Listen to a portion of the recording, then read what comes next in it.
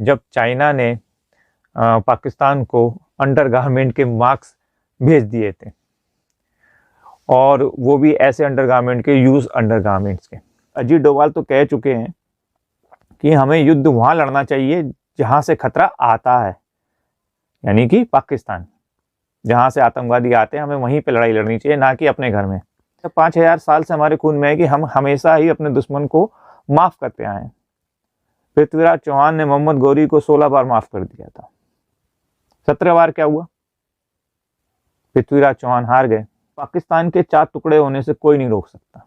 बलूचिस्तान, सिंधु देश, पीओके और गिलगित बाल्टिस्तान तो इंडिया ले ही लेगा, केवल पंजाब रह जाएगा। चाइना की एक लैब है जो वहां पे चमगादड़ों पे प्रयोग हो रहे थे, और ये भी फैक्ट है कि उसको पैसा अमेरिका दे रहा था उस लैब को। तो वहां से ये जो वायरस लीक हुआ है, मोदी गवर्नमेंट के ऊपर प्रेशर आया कि भैया इतने लोग मर गए, और इसमें हमारे पॉलिटिशियन भी तैयार खड़े थे मोदी गवर्नमेंट को घेरने के लिए कि भैया इतने सैनिक क्यों मरवा दिए। वो तो अच्छा हुआ कि जो यूरोपियन कंट्रीज है उनकी रिपोर्ट्स आ गई कि हमारे से ज्यादा तो उनके मरे हैं चाइना के, जो कि वो बता भी नहीं रहा। और चाइना वाले उस क्या कहते हैं, आप कह सकते हो, उस स्टैंड के गलवान के स्टैंड ऑफ के बाद डर भी गए थे चाइनीज सोल्जर्स कि भैया किससे पंगा ले लिया इस बार हमने।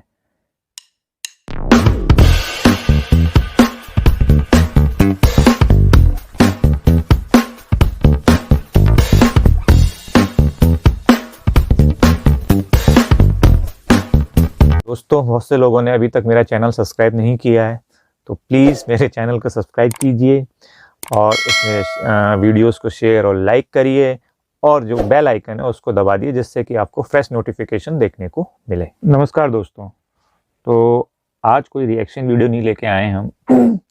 आज हम मेनली 3 टॉपिक पे बात करेंगे। और पहला होगा ऑब्वियसली जिसमें मेरी सारी वीडियो बेस्ड होती हैं, इंडिया पाकिस्तान के रिलेशन में या पाकिस्तान के ऊपर। दूसरा जो है China, India China stand of, और तीसरा जो है कोरोना। तो सबसे पहले बात कर लेते हैं पाकिस्तान की। तो पाकिस्तान के लिए ये साल तो बहुत ही बेकार गया है। इतना बेकार गया है कि पाकिस्तान ने ब्लंडर पे ब्लंडर किए हैं। सबसे बड़ा ब्लंडर तो शाह महमूद कुरैशी ने ही किया। शाह महमूद कुरैशी चाहते थे कि जो OIC मेंबर्स हैं उनके विदेश मंत्रियों की बैठक बुलाई जाए। इसके लिए वो सऊदी अरब पर दबाव डाल रहे थे, तो सऊदी अरब ने मना कर दिया। तो शाह महमूद कुरैशी ने ये बोला, प्रेस कॉन्फ्रेंस में ये बोला कि अगर सऊदी अरब विदेश मंत्रियों की बैठक नहीं बुलाता कश्मीर मसले पे, तो मैं इमरान खान से बोलूँगा कि वो दूसरे जो OIC मेंबर्स हैं उनकी विदेश मंत्रियों की बैठक बुला ली जाए, जो कि कश्मीर मसले पे हमारा साथ देंगे। इससे सऊदी अरब और उसके साथ के जो भी उसके ममालिक दोस्त हैं वो नाराज़ हो गए, और सऊदी अरब ने अपने जो पैसे थे वो वापस मांगने शुरू कर दिए। और आपको मालूम है कि फिर UAE ने भी मांगे, और फिर चाइना से लेके पाकिस्तान ने सऊदी अरब को पैसे वापस करे। और एक और मज़ेदार किस्सा जो पाकिस्तान के साथ हुआ था वो था कोरोना काल में, जब चाइना ने पाकिस्तान को अंडरगारमेंट के मार्क्स भेज दिए थे, और वो भी ऐसे अंडरगारमेंट के, यूज अंडरगारमेंट्स के। हद तो तब हो गई जब एक यूट्यूबर उस अंडरगारमेंट के मार्क्स को दिखा के बोल रहा था भैया हम तो गरीब हैं, तो इसको धोकर पहनने में बुरा ही क्या है। तो ये तो हालात थे पाकिस्तान के, यानी वो चाइना को टोटली अपना माई बाप बना चुके हैं।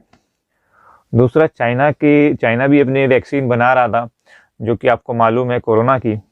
और आपको ये मालूम है कि जब भी कोई वैक्सीन बनती है तो उसके जो ट्रायल्स होते हैं ऑल ओवर वर्ल्ड में होते हैं। 3rd स्टेज के ट्रायल ऑल ओवर वर्ल्ड में होते हैं। लेकिन चाइना ने अपने रिश्ते इतने ख़राब कर लिए हैं, और आप ये कह सकते हैं कि चाइना की किसी भी चीज़ को अब कोई मतलब कि सबकी निगाह से देखते हैं। तो कोई भी देश नहीं चाहता था कि चाइना की वैक्सीन उनके देश में ट्रायल हो उसके। तो फिर क्या हुआ कि जो चाइना ने पाकिस्तानियों को बोला, तो पाकिस्तानी तो एकदम से तैयार हो गए गिनी पिग बनने के लिए कि आ जाओ भाई हम पे टेस्ट कर लो। कोई नहीं, दुनिया में कोई नहीं टेस्ट करवा रहा आपकी वैक्सीन, तो हम ही टेस्ट कर लेते हैं। तो करना पड़ेगा ना, माँ बाप ने बोला है तो। दूसरा वाक्य आपको ये भी मालूम होगा कि जब चाइना में वायरस फैल रहा था तो दुनिया भर के कंट्रीज जो है अपने स्टूडेंट्स को वहाँ से निकाल रहे थे, लेकिन पाकिस्तान ने निकालने से मना कर दिया और ये दलील दी थी कि भैया वो पाकिस्तान, हमारे पास इंफ्रास्ट्रक्चर नहीं है, हेल्थ इंफ्रास्ट्रक्चर, और वहाँ से बीमारी अगर पाकिस्तान आ गई तो फिर हम कैसे उसे काबू में करेंगे। जबकि आप छोटे से छोटा कंट्री जो था वो अपने स्टूडेंट्स को बाहर निकालने में लगा हुआ था, चाहे वो बांग्लादेश हो, अफगानिस्तान हो, और क्या कहते हैं नेपाल हो, मॉरिशस हो, उसमें कुछ हेल्प इंडिया ने भी करी थी। जबकि इंडियन गवर्नमेंट ने तो यहाँ तक बोल दिया था, जो हमारे विदेश मंत्री थे उन्होंने यहाँ तक बोल दिया था कि अगर पाकिस्तान लिख के दे देता है कि हाँ आप हमारे बच्चों को, यानी हमारे स्टूडेंट्स, पाकिस्तानी स्टूडेंट्स को बाहर निकाल लो, तो इंडिया वो हेल्प भी करने को तैयार था। लेकिन क्योंकि पाकिस्तान को चाइना ने मना कर दिया था कि भैया आप तुम भी बाहर निकाल लोगे तो हमारी क्या इज्जत रह जाएगी, तो पाकिस्तान ने अपने स्टूडेंट्स को वहाँ पे मरने के लिए छोड़ दिया। इसके लिए काफ़ी बवाल भी हुआ था पाकिस्तान में। तो बड़ी दुखदायक कंडीशन है पाकिस्तान की। तो पाकिस्तान को ये समझना पड़ेगा कि इंडिया अब धीरे धीरे बदल रहा है। एक्चुअली में हमारे जो पुराने प्राइम मिनिस्टर, नरेंद्र मोदी से पहले के जितने भी प्राइम मिनिस्टर थे, उनका जन्म जो है आज़ादी से पहले का था।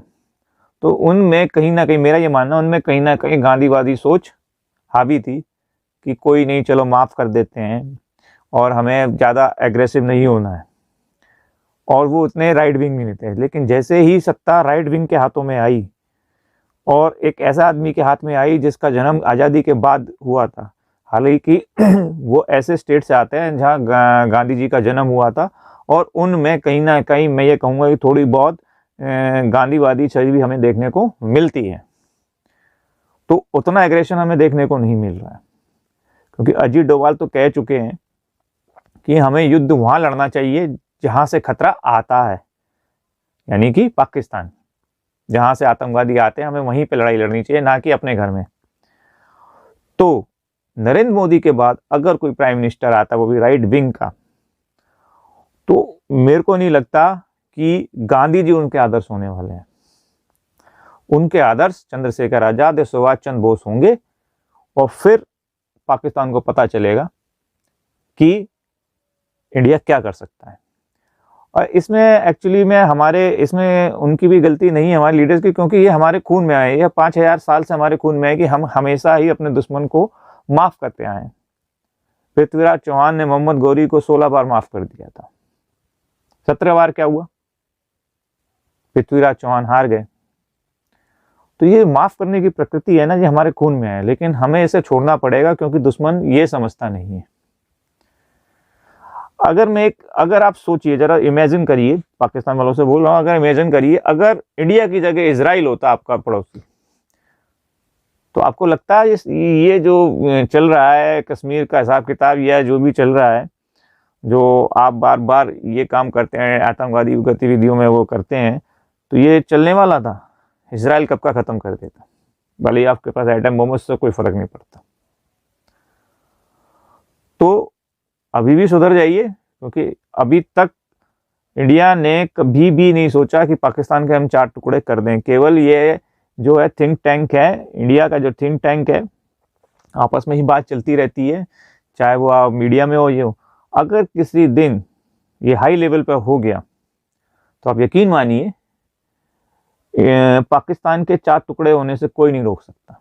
बलूचिस्तान, सिंधु देश, पीओके और गिलगित बाल्टिस्तान तो इंडिया ले ही लेगा, केवल पंजाब रह जाएगा। तो पाकिस्तान को बाज आना चाहिए ऐसी हरकतों से। भैया खुद शांति से रहे, दूसरों को भी शांति से रहने दे। अब देखिए हो क्या रहा है, पाकिस्तान ने कश्मीर कश्मीर करके और इंडिया को अपना दुश्मन बता बता के, हमारा तो कुछ ज़्यादा उसने बिगाड़ दिया। हालांकि हमारा भी लाखों करोड़ों रुपया जो होता है कश्मीर पर खर्च होता है, आर्मी पर खर्च होता है, लेकिन हमारा कुछ उसने बिगाड़ नहीं पाया। लेकिन अपना वो दिवालिया होने के कगार पर है। जो उनके रहनुमा देश थे वही अब उनसे पीछा छुड़ा रहे हैं।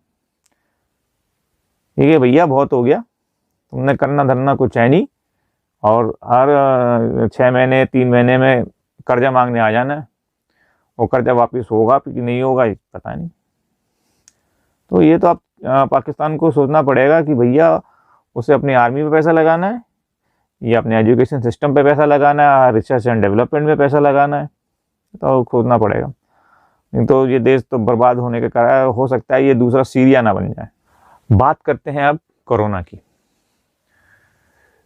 जितने भी पुराने लोग हैं, बुजुर्ग से बुजुर्ग लोग हैं, इन्होंने ये बोल दिया है भाई, ऐसा जो सीन है, ऐसा साल उन्होंने जिंदगी में नहीं देखा कि आदमी को घर से बाहर निकलने में डर लगने लगे।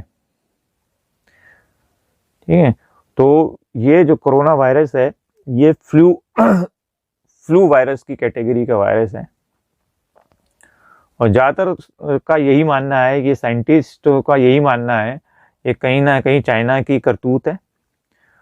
चाइना की एक लैब है जो वहाँ पे चमगादड़ों पे प्रयोग हो रहे थे, और ये भी फैक्ट है कि उसको पैसा अमेरिका दे रहा था उस लैब को।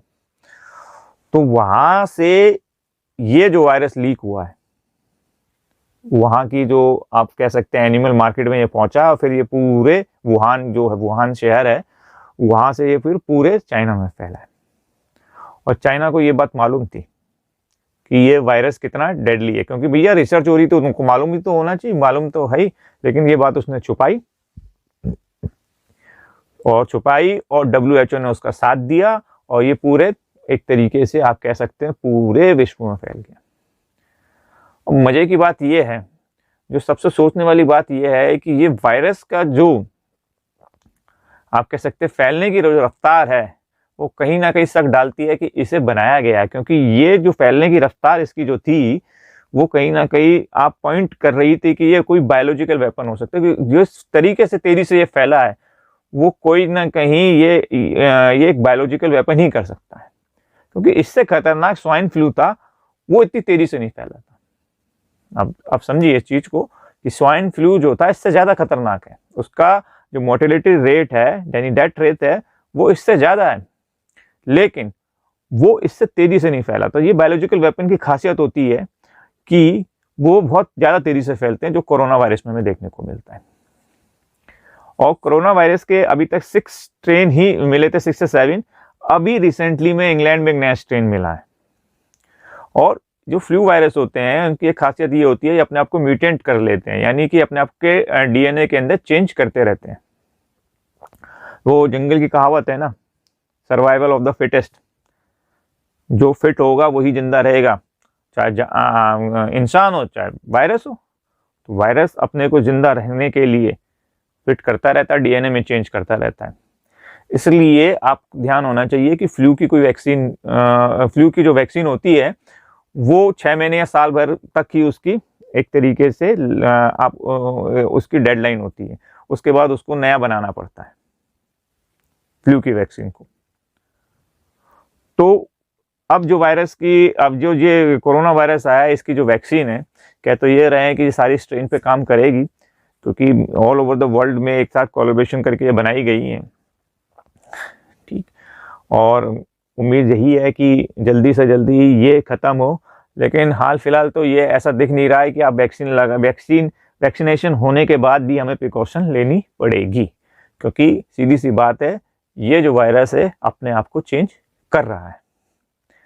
और दूसरी संभावना ये भी होती है ना, देखिए जो फ्लू के जितने भी वायरस होते हैं वो सर्दियों में अपना ज़्यादा इफेक्ट देते हैं, लेकिन ये जो वायरस था ये पूरे साल भर चला, चाहे सर्दी हो चाहे गर्मी हो चाहे बरसात, इसने अपना पूरा जोर जो है जो भी मौसम आया, जो भी सीजन आया उसमें दिखाया है। तो इसी वजह से भी हमें ये लगता है कि कहीं ना कहीं से बायोलॉजिकल वेपन के तौर पे चाइना बना रहा था। और वहाँ से बाहर निकलना, कोई भी बाहर निकलना वैसे भी बहुत मुश्किल है, और जिस डॉक्टर या साइंटिस्ट ने बोलने की कोशिश करी उसको गायब कर दिया गया, ये भी फैक्ट है। इस साल हमें एक बहुत ही दुखद समाचार भी हमें मिला था, सुशांत सिंह राजपूत की आत्महत्या का, और वो केस अभी तक पूरा सॉल्व ही नहीं हो पाया है। पता ही नहीं चल पा रहा है कि उसमें कौन कौन केस इन्वॉल्व थे, आत्महत्या है कि हत्या है। मेरे हिसाब से तो वो हत्या ही है, क्योंकि सीधी सी बात है कि जब वो केस हुआ था तो उसमें जिस एम्बुलेंस में सुशांत सिंह राजपूत की डेड बॉडी को ले जाया गया था, तो उसके जो ड्राइवर के साथ जो हेल्पर थे, उसका साफ कहना था कि पैरों पे और गले पे और चेहरे पे निशान मिले हैं चोट के। दूसरी चीज, जो वहाँ पे जो 4 लोग थे जिन्होंने उस कमरे को खुलवाया, ताले वाले को बुलाकर, उस ताले वाले का भी ये कहना था कि वहाँ पे जितने भी लोग थे, 3 या 4 लोग थे, उनके चेहरे पे कोई डर या कोई एक तरीके से आप कह सकते हैं ना, किसी की डेथ हो जाती है तो एक अलग से भाव होता है चेहरे पे, ऐसा कुछ नहीं था। तो जो ये दिखाता है कि कहीं ना कहीं सुशांत सिंह राजपूत की मर्डर हुआ है। इस बारे में बहुत सारी चीज़ें वैसी और क्या कहते हैं यूट्यूब पर हैं, लेकिन मैं एक बात कहना चाहूँगा कि वो सुशांत सिंह राजपूत बहुत ही ब्रिलियंट स्टूडेंट रहे हैं। भाई, जो बंदा जिसने अपनी एक पूरी लिस्ट बना रखी थी कि मैं अपनी ज़िंदगी में क्या क्या करने वाला हूँ, उस पर टिक करता जा रहा था कि मैंने कर लिया है, कि मुझे पायलट बनना है, वो पायलट क्या कहते हैं पायलट्स एरोप्लेन चलाना सीख रहे थे, नासा से उन्हें लगाव था, उनके घर में टेलीस्कोप था जिससे वो आसमान में चांद तारे देखा करते थे। तो जो बंदा इतना इन्वॉल्व था अपनी लाइफ के बारे में, इतनी अपनी ज़िंदगी के बारे में, तो वो सुसाइड तो नहीं कर सकता। तो मेरी तो यही रिक्वेस्ट है कि जल्दी से जल्दी इसके ऊपर से पर्दा उठे। ये तो एक तरीके से मुझे तो लगता है कि मामला ही एक तरीके से दफन सा कर दिया गया है। इस बारे में आपकी क्या राय है, आप कमेंट में लिखिएगा। तीसरी बात करते हैं इंडिया चाइना स्टैंड ऑफ की। चाइना जो है अपने बॉर्डर को विस्तार कर रहा है, और वो विस्तार करता है सलामी स्लाइसिंग पॉलिसी के तहत। अब सलामी स्लाइसिंग पॉलिसी होती क्या है? ये वही उसी तरीके से काम करती है जैसे कि हम देखते हैं ना, दुकानदार जो होता है या कोई घर वाला होता है या दबंग होता है, जो वो हम आसपास भी देखते हैं कि वो क्या करता है कि पहले थोड़ी सी जगह आगे करेगा, फिर धीरे धीरे धीरे वो अब थोड़ी सी जगह आगे करेगा तो पड़ोसी कहेगा चलो कुछ नहीं है, इससे क्या झगड़ा करना, ये तो थोड़ी सी करिए। धीरे धीरे धीरे 3-4 साल के अंदर वो बहुत बड़ी जगह को घेर लेता है और उसके ऊपर पक्की बाउंड्री भी बना लेता है, मकान भी बना लेता है। अब लड़ो आप। तो चाइना भी यही काम करता है, चाइना भी यही काम करता है। वो जिस तरीके से उन्हें तिब्बत को हड़पा और जिस तरीके से हमारे लद्दाख को हड़पा, वो यही काम करता है कि पहले वो थोड़ा सा अपना आगे आएगा और वहाँ पे अपना जो है आपकी सेना वेना रख लेगा। तो पुरानी हमारी जो गवर्नमेंट थी, तो उनके नज़र में तो लद्दाख बंजर था, वहाँ तो घास भी नहीं उगती थी, तो उनके लिए तो वो फिजूल ही था उनने कि वहाँ जाके लड़ने से क्या फ़ायदा है, वो तो बेकार की जगह है। ऐसा करते करते करते लद्दाख का बहुत बड़ा भाग चाइना के कब्जे में आ गया। जब गवर्नमेंट चेंज हुई, जब मोदी गवर्नमेंट आए, तो यही हरकत उसने डोकलाम में करने की कोशिश की कि थोड़ा सा आगे बढ़ा, रोड बना ली उसने। तो उसको ये अंदेशा था कि जैसे पहला चलता हुआ आ रहा था ऐसा भी होगा और ये गवर्नमेंट कुछ नहीं करेगी। क्योंकि देखिए, जंग कोई भी नहीं चाहता, क्योंकि जंग में इन्वॉल्व होने का मतलब ये है कि आपकी इकोनॉमिक नीचे जाना और भी बहुत सारे कारण होते हैं, काफी साल पीछे चली जाती है इकोनॉमी। तो इसी बात से वो डरते। तो चाइना को यही था कि भैया जंग कौन करना चाहेगा, वो भी इतने बड़े इकोनॉमिक पावर हाउस से। लेकिन वो गलत जगह फंस गया था। इस बार मुकाबला मोदी से था, तो वो पीछे हटने से मतलब ही नहीं, तो वो 1-2 महीने जो भी चला, हार के उसको पीछे हटना पड़ा। इसमें अमेरिका या यूरोपियन कंट्रीज का भी बहुत ज्यादा प्रेशर था। फिर यही हरकत उसने लद्दाख में करने की कोशिश करी। तो लद्दाख में उसने एक कदम आगे जाके आप कह सकते हैं हाथापाई, या हमारे जो 20 सोल्जर शहीद हुए थे उनको धोखे से उनके ऊपर वार किया उसने, और डराने की कोशिश करी, एक तरीके से ये मैसेज देने की कोशिश करी कि जिससे कि मोदी गवर्नमेंट के ऊपर प्रेशर आए कि भैया इतने लोग मर गए। और इसमें हमारे पॉलिटिशियन भी तैयार खड़े थे मोदी गवर्नमेंट को घेरने के लिए कि भैया इतने सैनिक क्यों मरवा दिए। वो तो अच्छा हुआ कि जो यूरोपियन कंट्रीज है उनकी रिपोर्ट्स आ गई कि हाँ हमारे से ज्यादा तो उनके मरे हैं चाइना के, जो कि वो बता भी नहीं रहा।